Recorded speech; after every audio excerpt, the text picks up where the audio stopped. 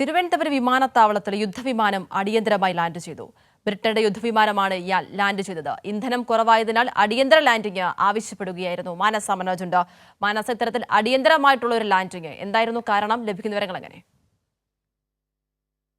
രാത്രി 9:30 യുദ്ധവിമാനം അടിയന്തരമായി ലാൻഡ് ചെയ്യാൻ ആവശ്യപ്പെട്ടത്. 100 നോട്ടിക്കൽ മൈൽ അകലെയുള്ള കപ്പലിൽ നിന്നും പറന്നുയർന്ന വിമാനമാണ് ഇത് എന്നാണ് അറിയാൻ സാധിച്ചത്. ബ്രിട്ടന്റെ യുദ്ധവിമാനമാണ്.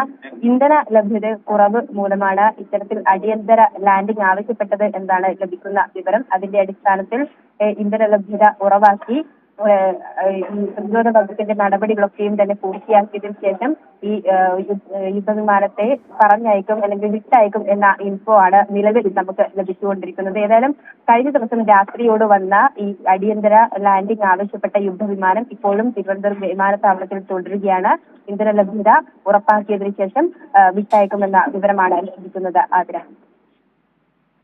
പ്രതിരോധ വകുപ്പിന്റെ നടപടികൾക്ക് ശേഷമാകും ഇനിയിപ്പോൾ വിമാനം വിട്ടു നൽകാനുള്ള ഒരു നടപടികൾക്കൊക്കെ തന്നെ കടക്കുക, അല്ലേ മനസ്സ?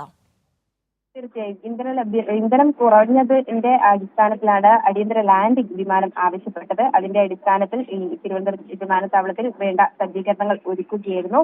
ശേഷം ഇന്ധനം ഉറപ്പാക്കിയതിനു ശേഷം ഈ പ്രതിരോധ വകുപ്പിന്റെ നടപടികളും പൂർത്തിയാക്കിയതിനു ശേഷം മാത്രമായിരിക്കും ഈ വിമാനത്തെ പറഞ്ഞയക്കുക എന്ന് തന്നെയാണ് ഈ എയർപോർട്ട് അധികൃതർ നമ്മളോട് അറിയിക്കുന്നത്. അതെ, ശരി, വ്യക്തമാണ്. മാനസ മനോജാണ് തിരുവനന്തപുരത്ത് വിവരങ്ങൾ നൽകിയത്.